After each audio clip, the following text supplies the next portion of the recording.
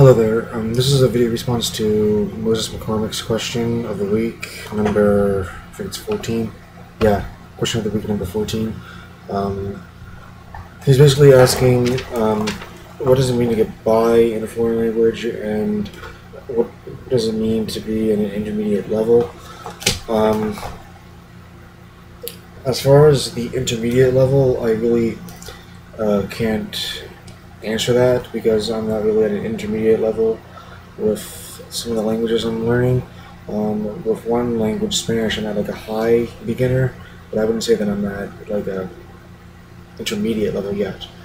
But as far as what does it mean to get by in a language, when someone says, of course this is just my opinion, when someone says, they get by in a language, like say, oh, I get by in Spanish, or I get by in Albanian, or I get by in Greek. To me, that basically means that they know enough of the language just to hold up a conversation.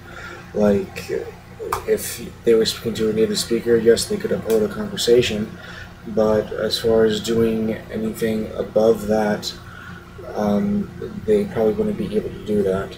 At least that's my interpretation of the question of the term "to get by" in a language.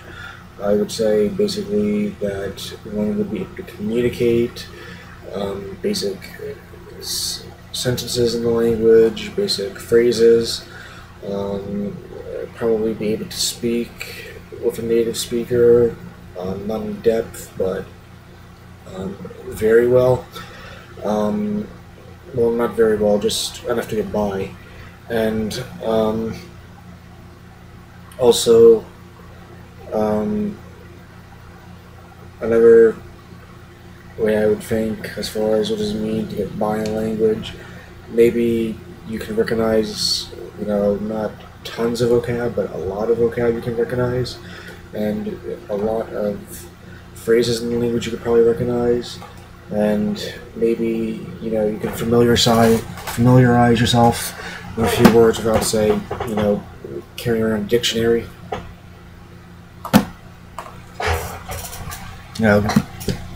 Or maybe someone who says they get by in the language. Maybe they still need to carry around a dictionary, but not use it that much. Like, for instance, if I'm learning, for example, Czech. If I say, if my Czech is doing okay, and I'm saying, yeah, I get by at it, it doesn't mean that this would be useless to me anymore. It means that this will still be very helpful, even though I know a considerable amount of Czech. And I'm not saying that I do, I just use that as an example. My Czech is actually still at the beginning level, so I just use that as an example. Anyway, his next question here is, what does it mean to be at an intermediate level, and what can you do to be at an intermediate level? As far as this is concerned, I'm not really an intermediate level with any of my languages so far. I'm close to intermediate with Spanish, I know that. I'm probably like either high beginner or low intermediate with Spanish. But as far as the other languages, I'm not that close yet. But my guess as far as what does it mean to be intermediate is basically you could recognize a lot in the language without having to maybe look it up so much. Like, when you're a beginner, yeah, you're gonna memorize words and stuff like that, but you're still gonna need, maybe a phrase book or a dictionary, to help you out with certain things.